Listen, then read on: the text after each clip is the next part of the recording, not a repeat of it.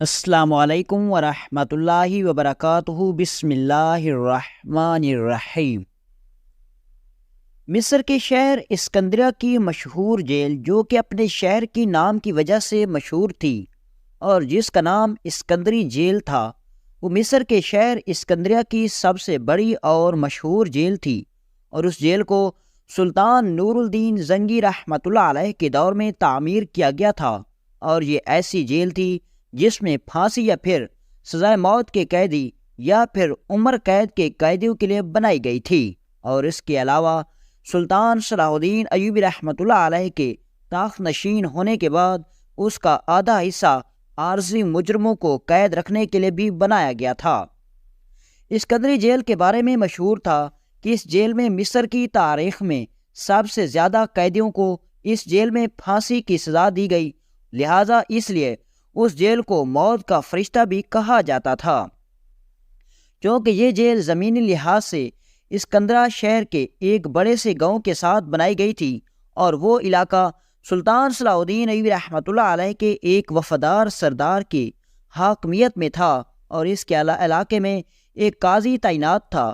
اس قاضی کا نام حسین تھا۔ وہ قاضی سلطان نور الدین زنگی رحمۃ اللہ علیہ کے دور میں اس عہدے پر نافذ کیا گیا تھا، اور وہ قاضی اپنے علم اور تجربے کی وجہ سے اتنا مشہور تھا کہ اس جیل میں کسی بھی سزائے موت کے مجرم کو سزائے موت دینے سے پہلے قاضی صاحب اس کے مقدموں کو دیکھتا، اور قاضی صاحب کے حتمی فیصلے کے بعد ہی اس مجرم کو سزا دی جاتی۔ وقت گزرتا رہا اور کبھی بھی اس جیل میں کسی بے گناہ کو سزا نہیں دی گئی۔ وقت گزرتا رہا، ایک دن اس قاضی صاحب کے پاس ایک ایسے مجرم کو پیش کیا گیا جس نے سرعام بازار کے بیچ میں ایک نوجوان کو قتل کر دیا۔ تمام گواہوں اور ثبوتوں کو دیکھ کر قاضی صاحب نے انصاف پر مبنی فیصلہ کیا اور اس قاتل کو سزائے موت کی سزا سنا دی، لیکن اس سے پہلے قاضی صاحب نے کہا کہ اس کی سزا کو 1 مہینے بعد مکمل کیا جائے، کیونکہ اس نوجوان پر کچھ لگے الزامات ایسے بھی باقی ہیں جو ابھی تک ثابت نہیں ہوئے، اور ان الزامات کو ثابت کرنے سے پہلے 1 مہینے تک اس نوجوان کو پھانسی نہیں دی جائے گی۔ وہ نوجوان کسی عام آدمی کا بیٹا نہیں تھا، نہ کہ کسی مزدور کا، اور نہ ہی یتیم تھا، بلکہ وہ اس علاقے کے ایک زمیندار کا بیٹا تھا۔ قاضی صاحب نے اس زمیندار سے پوچھا، زمیندار صاحب، آپ اپنی رائے اب دیں، آپ اس مقدمے کے بارے میں کیا چاہتے ہیں؟ تو زمیندار نے کہا، قاضی صاحب، میں صرف یہی چاہتا ہوں کہ اس عدالت میں ہمیشہ کی طرح انصاف کیا جائے، اور انصاف یہی ہے کہ میرے بیٹے نے بازار میں ایک نوجوان کو قتل کیا، اور قتل کی سزا صرف سزائے موت ہوتی ہے، لہذا آپ انصاف پر مبنی فیصلہ کریں۔ قاضی صاحب اس نوجوان کے باپ کے فیصلے کو دیکھ کر بڑا متاثر ہوا، اور اس کے بعد اپنی فرض کے مطابق اس نوجوان کو سزائے موت کی سزا سنا دی۔ لیکن قاضی صاحب کی پریشانی حیرت میں اس وقت بدلی جب اس نوجوان نے سزائے موت کا حکم سننے کے بعد مسکرانے لگا اور اپنے باپ کا کندھا تھامتے ہوئے کہا، بابا جان، آپ نے پریشان نہیں ہونا، اگر آپ کا ایک بازو جا رہا ہے تو پیچھے میرا چھوٹا بھائی آپ کا دوسرا بازو موجود ہے، اور یہ صرف ایک بازو نہیں بلکہ دونوں بازو بن کر دکھائے گا۔ قاضی صاحب بڑا حیران تھا، یہ نوجوان آخر کس مٹی کا بنا ہوا ہے؟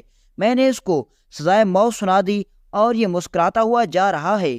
قاضی صاحب بہت سے واقعات میں لوگوں کو بتاتے ہیں کہ وہ نوجوان کے چہرے پر اتنا سکون اور اتنی خوشی تھی کہ میں حیران تھا کہ آخر یہ نوجوان رہا نہیں ہو رہا بلکہ اس کو سزائے موت ہو گئی ہے، لیکن یہ اتنا پرسکون کیسے ہے؟ آخر اس کے چہرے پر اتنا اطمینان کیسے ہے؟ قاضی صاحب نے اس سے پوچھا چاہا، لیکن اس قدر حیرانی میں ڈوبا کہ قاضی صاحب اسے اس صورتحال کے بارے میں پوچھ نہ سکا۔ سپاہی اس کو اسکندری جیل میں لے گئے، اور وہ نوجوان اپنی زندگی کے آخری دن گزار رہا تھا۔ وقت گزرتا رہا اور وہ تقریباً اس مقدمے کو 15 دن گزر گئے۔ قاضی صاحب کے دل میں ابھی تک وہ خیالات باقی تھے۔ ایک دن قاضی صاحب نے اپنے قریبی محافظ کو اپنے پاس بلایا اور کہا، میں اسکندری جیل میں جا کر اس قیدی سے ملنا چاہتا ہوں، اور میں اس سے سوال پوچھنا چاہتا ہوں۔ اس نے مجھے بہت حیران کیا ہے۔ قاضی صاحب کے قریبی محافظ نے سپاہیوں کا دستہ تیار کیا اور قاضی صاحب اسکندری جیل میں پہنچ گئے۔ جب قاضی صاحب اسکندری جیل میں پہنچے تو قاضی صاحب کی حیرت مزید حیرت اور پریشانی میں بدل گئی، کیونکہ اس جیل میں جتنے بھی پھانسی کی سزا پانے والے قیدی تھے وہ سب مسکرا رہے تھے اور آپس میں اس طرح ہنس کھیل رہے تھے جیسے وہاں کوئی جشن منایا جا رہا ہو۔ قاضی بڑا حیران تھا، لیکن قاضی صاحب کی سمجھ میں کچھ نہیں آ رہا تھا۔ قاضی صاحب نے جیلر کو اپنے پاس بلایا اور کہا، اے جیلر صاحب، آخر یہ کیا ماجرا ہے؟ کیا تم نے ان کو یہ خبر دے دی ہے کہ قاضی صاحب نے ان کی سزا کو ختم کر دیا ہے؟ جیلر صاحب نے کہا، نہیں حضور، ایسی کوئی بات نہیں ہے، ہم خود پریشان ہیں کہ آخر یہ سب قیدی اتنے اطمینان سے کیوں ہیں۔ پھر قاضی صاحب نے کہا، کیا اس کے بارے میں تمہیں کوئی پتہ نہیں؟ تو جیلر نے کہا، قاضی صاحب، جب سے فلاں نوجوان کو اس جیل میں پھانسی کی سزا دینے کے لیے بھیجا گیا ہے، اس دن سے تمام قیدی بہت خوشحال اور پرسکون ہیں۔ وہ قاضی بڑا حیران ہو گیا، کیونکہ جیلر صاحب نے اس قیدی کا کہا جس قیدی نے قاضی صاحب کو پریشان کر رکھا تھا، کیونکہ قاضی صاحب نے اس کو پھانسی کی سزا سنائی تھی۔ وہ مسکرا رہا تھا، اس کے چہرے پر اطمینان تھا۔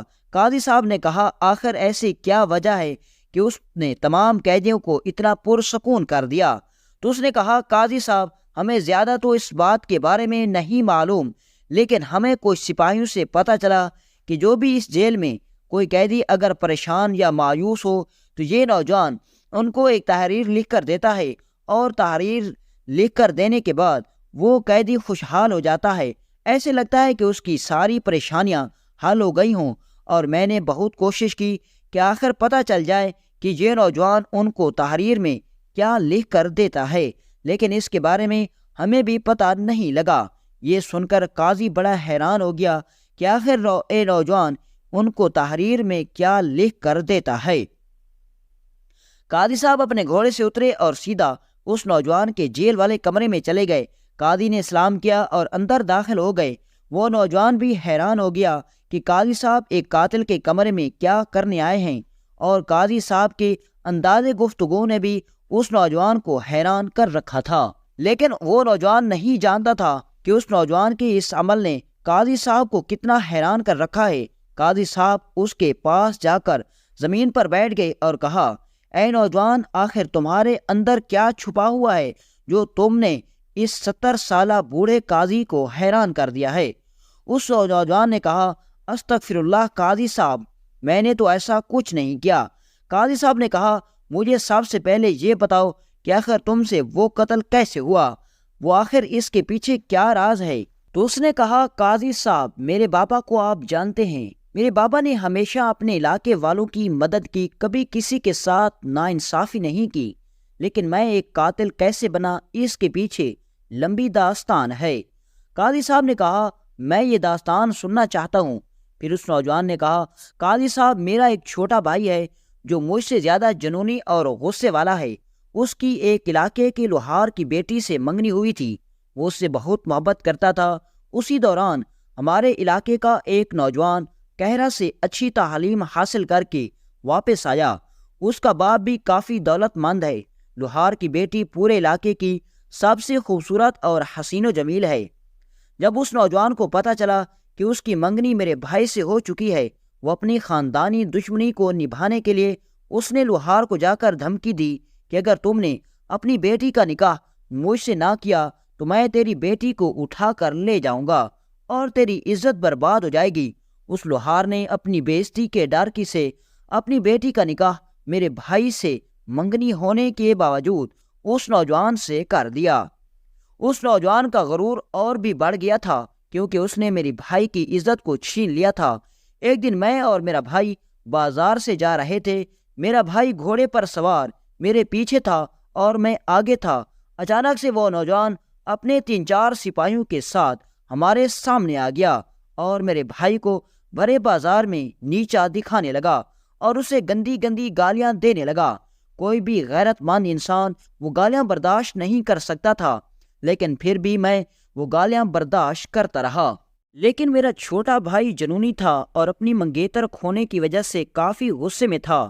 وہ اپنے گھوڑے سے اترا تو جیسے ہی وہ گھوڑے سے اترا، اس نوجوان نے میرے بھائی پر تیر چلا دیا۔ اور وہ تیر میرے بھائی کے دل سے تھوڑا ہٹ کر جا لگا۔ اس کی زندگی باقی تھی، لیکن اس نے میرے بھائی کو مارنے میں کوئی کسر نہیں چھوڑی، حتیٰ کہ اس نے میرے بھائی سے اس کی محبت بھی چھین لی تھی۔ اب وہ اس سے اس کی زندگی بھی چھیننا چاہتا تھا۔ میں نے اپنے غصے پر بہت قابو رکھا، لیکن غصہ اب میرے قابو سے بہت دور ہو چکا تھا، کیونکہ اگر میں اس نوجوان پر حملہ نہ کرتا تو وہ شاید مجھ پر بھی حملہ کر دیتا۔ اس لیے میں نے اپنے گھوڑے سے نیچے اترا اور اس نوجوان پر حملہ کر دیا اور اس نوجوان کو روکنے کی کوشش میں قتل کر دیا۔ میرا اسے قتل کرنے کا ارادہ نہیں تھا۔ قاضی صاحب، میں نے اس نوجوان کو جان بوجھ کے قتل نہیں کیا، بلکہ اس کو اس کے غصے اور تکبر نے قتل کروا دیا۔ بس میں صرف اس کا مہرہ بن گیا۔ قاضی صاحب، میں جانتا ہوں کہ میں گنہگار نہیں ہوں، لیکن میں ایک گناہ کا ذریعہ بن گیا ہوں، اس لیے میں مطمئن ہوں کہ میں نے کوئی گناہ نہیں کیا، اور جو بے گناہ پھانسی کی سزا بھگتتے ہیں ان کی آخرت میں جنت ہوتی ہے، اور جنت میں جانے والا کون آخر نوجوان بیزار ہوگا۔ یہ سن کر قاضی بڑا حیران ہوا کہ آخر اس دنیا میں اس طرح کے نوجوان بھی موجود ہیں۔ پھر قاضی صاحب نے کہا، میرا تم سے ایک دوسرا اور آخری سوال ہے، کیا تم اس کا جواب دینا چاہو گے؟ تو اس نوجوان نے کہا، جی ہاں حضور، میں ضرور دینا چاہوں گا۔ تو قاضی صاحب نے کہا کہ میں نے جب اس جیل میں موجود تمام قیدیوں کو مطمئن اور خوش دیکھا تو میں نے جیلر سے پوچھا کہ آخر اس کے پیچھے کیا وجہ ہے؟ تو اس نے بتایا کہ یہ نوجوان جو بھی قیدی مایوس ہو یا پریشان ہو ان کو ایک تحریر لکھ کر دیتا ہے، اور وہ تحریر پڑھنے کے بعد وہ قیدی کھل اٹھتا ہے، اس کی مایوسی کہیں دور بھاگ جاتی ہے۔ یہ سن کر وہ نوجوان مسکرانے لگا اور کہا، قاضی صاحب، میں اس تحریر کے راز کے بارے میں کسی کو نہیں بتا سکتا۔ قاضی صاحب، آپ مجھے میری اس گستاخی بھی نہ سمجھے، بلکہ میری مجبوری سمجھے۔ میں اس راز کے بارے میں نہیں بتا سکتا۔ قاضی کے بار بار اصرار کرنے کے باوجود اس نوجوان نے اس راز کے بارے میں کسی کو نہیں بتایا۔ قاضی صاحب وہاں سے چلا گیا اور گھر جا کر سوچنے لگا کہ آخر اس نوجوان سے اس راز کے بارے میں کیسے اگلوایا جائے۔ وقت گزرتا رہا اور تقریباً باقی کے بھی 13 دن گزر چکے تھے اور اس نوجوان کی پھانسی سے 2 دن باقی تھے، لیکن قاضی صاحب چاہتا تھا کہ اس نوجوان کو پھانسی دینے سے پہلے وہ اس تحریر والے راز کے بارے میں جان لے، کیونکہ قاضی صاحب جانتا تھا کہ اس تحریر میں کچھ ایسا خاص ہوتا ہے جس کی وجہ سے وہ پھانسی کی سزا پانے والا قیدی بھی خوش ہو جاتے ہیں۔ ایک رات قاضی صاحب سوچتے سوچتے اپنے بستر پر لیٹ گیا، اور اسی سوچ میں قاضی صاحب اپنے بستر پر لیٹا ہوا تھا۔ اتنے میں قاضی صاحب کے دماغ میں خیال آیا، کیوں نہ اگر میں سلطان صلاح الدین ایوبی رحمۃ اللہ علیہ کے پاس چلا جاؤں، اور اگر خود سلطان صلاح الدین ایوبی رحمۃ اللہ علیہ اس نوجوان سے اس راز کے بارے میں پوچھیں تو وہ ضرور اس راز کے بارے میں بتائے گا۔ لیکن قاضی صاحب نہیں جانتا تھا کہ وہ نوجوان بہت ضدی ہے اور وقت کے حاکم کو بھی اس راز کے بارے میں نہیں بتائے گا۔ قاضی صاحب صبح سویرے نماز فجر ادا کرنے کے بعد اپنی منزل کی طرف روانہ ہو گیا اور سلطان صلاح الدین ایوبی رحمۃ اللہ علیہ کی خدمت میں حاضر ہوا، اور سلطان صلاح الدین ایوبی رحمۃ اللہ علیہ کو شروع سے لے کر مکمل داستان سنائی، اور سلطان کو بتایا کہ سلطان معظم، میں نے ایک قاتل کو سزائے موت کی سزا سنائی تو میں نے اس کے چہرے پر اتنا اطمینان دیکھا کہ جس نے مجھے حیرت میں ڈال دیا، اور اس کے بعد میں اس حیرت کو ختم کرنے کے لیے اسکندری جیل میں گیا تاکہ اس نوجوان سے اس عجیب و غریب خوشی کے بارے میں پوچھ سکوں۔ تو وہاں جا کر میری حیرت مزید بڑھ گئی، کیونکہ وہاں کے سارے قیدی بڑے اطمینان سے اور خوش تھے، اور جب میں نے جیلر سے پوچھا کہ اس کی وجہ کیا ہے تو اس نے بتایا کہ یہ نوجوان تمام قیدیوں کو جو مایوس ہوتے ہیں ان کو ایک چٹھی لکھ کر دیتا ہے، اور وہ اس چٹھی میں لکھی تحریر پڑھ کر وہ قیدی خوش ہو جاتے ہیں، ان کے چہرے پر مسکراہٹ آ جاتی ہے۔ اور اس راز کے بارے میں نے اس نوجوان سے پوچھا، لیکن اس نے بتانے سے انکار کر دیا۔ سلطان صلاح الدین ایوبی رحمۃ اللہ علیہ خود حیران ہو گئے کہ آخر وہ نوجوان چٹھی میں ایسا کیا لکھتا ہے۔ سلطان صلاح الدین ایوبی رحمۃ اللہ علیہ نے اپنے قریبی کماندار کو حکم دیا کہ جا کر اس نوجوان کو جیل سے لے آؤ اور عدالت میں حاضر کرو تاکہ میں اس راز کے بارے میں پوچھ سکوں۔ کماندار اسی وقت سپاہیوں کے دستے کے ساتھ روانہ ہوا اور ظہر کی نماز تک اس قیدی کو لے کر سلطان کے سامنے حاضر ہوا، لیکن جب سلطان صلاح الدین ایوبی رحمۃ اللہ علیہ نے اس سے پوچھا تو اس نے کہا، سلطان معظم، میں اس راز کے بارے میں کسی کو نہیں بتا سکتا، چاہے اس کے لیے میری جان ہی کیوں نہ چلی جائے، ویسے بھی مجھے 2 دن کے بعد پھانسی ہو جانی ہے۔ جب سلطان صلاح الدین ایوبی رحمۃ اللہ علیہ نے دیکھا کہ یہ نوجوان بہت ضدی ہے، لہذا سلطان نے حکم دیا کہ اس کو دوبارہ اپنی قیامگاہ پر لے جایا جائے۔ جب وہ چلا گیا تو قاضی صاحب نے کہا، حضور اب کیا ہوگا؟ کیا یہ راز اس کی موت کے بعد دفن ہو جائے گا؟ سلطان صلاح الدین ایوبی رحمۃ اللہ علیہ سوچ میں پڑ گئے اور تھوڑی دیر سوچنے کے بعد سلطان صلاح الدین ایوبی رحمۃ اللہ علیہ کے دماغ میں ایک ترکیب آئی اور سلطان نے قاضی صاحب کو کہا کہ تمہیں میری ایک ترکیب پر عمل کرنا ہوگا تاکہ تمہیں اس راز کے بارے میں پتہ چلے۔ قاضی صاحب نے کہا، وہ کیسے؟ تو سلطان نے کہا کہ تم نے بتایا ہے کہ وہ نوجوان صرف سزائے موت کے قیدی کو ہی چٹھی لکھ کر دیتا ہے، اگر تم بھی سزائے موت کے قیدی بن کر اسی جیل میں چلے جاؤ تو وہ تحریر میں چھپا راز تمہیں بھی پتہ چل جائے گا۔ قاضی صاحب نے کہا، سلطان معظم یہ کیسے ممکن ہے؟ میں کسی کا قتل کیسے کروں گا اور مجھے پھانسی کی سزا کیسے ہوگی؟ تو سلطان نے کہا، یہ سب کرنے کی تمہیں ضرورت نہیں، بس تمہیں اپنا بھیس بدلنا ہے اور اس راز کے بارے میں معلوم کرنے کے لیے تمہیں اسی جیل میں ایک سزائے موت کا قیدی بن کر جانا ہوگا، اور آگے کا کام تم خود جانتے ہو۔ قاضی صاحب کو سلطان کی یہ ترکیب بہت پسند آئی اور قاضی صاحب اپنے گھر گیا اور بھیس بدل کر سپاہیوں کو حکم دیا کہ مجھے اس جیل میں جا کر ڈال دو اور جیل میں یہ جا کر پیغام دو کہ یہ کہرا کا ایک بہت بڑا قیدی ہے اور اس کو 2 دن کے بعد پھانسی ہونے والی ہے۔ قاضی صاحب نے اپنا بھیس بدلا ہوا تھا، کسی نے بھی اس قاضی صاحب کو نہیں پہچانا کہ تمام قیدیوں کو سزائے موت کی سزا سنانے والا قاضی خود بھیس بدل کر جیل میں پہنچ گیا ہے۔ آدھا دن گزر گیا، اس نوجوان کو کسی قیدی نے جا کر بتایا کہ حضور اس جیل میں ایک قیدی کو لایا گیا جس کو 2 دن کے بعد پھانسی کی سزا ہونے والی ہے اور وہ بہت پریشان ہے کیونکہ بتایا گیا ہے کہ اس کی بیوی بچوں کا پیچھے کوئی وارث نہیں، وہ سخت اذیت میں ہے۔ جب اس نوجوان کو پتہ چلا تو اس نے اپنے ساتھی کو کہا کہ اس قیدی کو جا کر میرے پاس لاؤ، اس کو خوش کرنے کا وقت آ گیا ہے۔ قاضی صاحب اس انتظار میں بیٹھا تھا کہ میں کیسے اس کے پاس پہنچوں گا۔ تھوڑی دیر گزری، قاضی صاحب کے پاس ایک قیدی آیا اور کہا، چلو تمہیں ہمارا سردار بلا رہا ہے، کیونکہ تمام قیدی اس نوجوان کو اپنا سردار سمجھتے تھے۔ قاضی صاحب کو اس سردار کے پاس لے گئے اور اس نوجوان نے قاضی صاحب کو ایک چٹھی پر تحریر لکھ کر دی، اور جب تحریر وہ قاضی صاحب نے پڑھی تو قاضی صاحب کے پیروں تلے زمین نکل گئی۔ وہ قاضی صاحب اسی وقت دوڑا اور وہ تحریر لے کر اپنے گھوڑے پر سوار ہوا اور قاضی صاحب سلطان صلاح الدین ایوبی رحمۃ اللہ علیہ کی عدالت میں پہنچ گیا۔ سلطان لوگوں کے مسائل سننے میں مشغول تھے، کتنے میں قاضی صاحب اسی قیدی کے بھیس میں سلطان کے سامنے حاضر ہوا۔ سلطان بھی قاضی کو نہیں پہچان سکا، لیکن جیسے ہی وہ تحریر قاضی صاحب نے سلطان کے سامنے رکھی تو سلطان کے ہوش اڑ گئے، کیونکہ اس تحریر میں جو لکھا گیا تھا وہ واقعی میں پریشان کر دینے والا تھا۔ جب سلطان صلاح الدین ایوبی رحمۃ اللہ علیہ نے تحریر پڑھی تو اس میں لکھا تھا، یہ جو آج کے حکمران، قاضی اور سردار ہم جیسے بے گناہ اور مظلوم قیدیوں کو پھانسی کی سزا پر چڑھتے ہوئے دیکھ رہے ہیں، کل ہم ان کو اپنے اللہ کے سامنے اس طرح گلے میں توق ڈالے ہوئے دیکھیں گے، ہمیں انصاف مل جائے گا۔ اور دوسری بات یہ ہے کہ ایک مسلمان کی زندگی یہ نہیں ہے، بلکہ موت کی بعد کی زندگی اصل زندگی ہوتی ہے۔ سلطان صلاح الدین ایوبی رحمۃ اللہ علیہ پریشان ہو گئے کہ آخر تحریر کا کیا مقصد ہے۔ سلطان صلاح الدین ایوبی رحمۃ اللہ علیہ اسی وقت اپنے گھوڑے پر سوار ہوئے اور قاضی صاحب کے ساتھ اسکندری جیل میں پہنچ گئے اور جا کر اس نوجوان کے سامنے وہ تحریر رکھی اور کہا، اے نوجوان، تمہارا راز کھل چکا ہے، اب اس راز کے بارے میں کھل پر بتاؤ، آخر اس تحریر کے لکھنے کا کیا مقصد ہے؟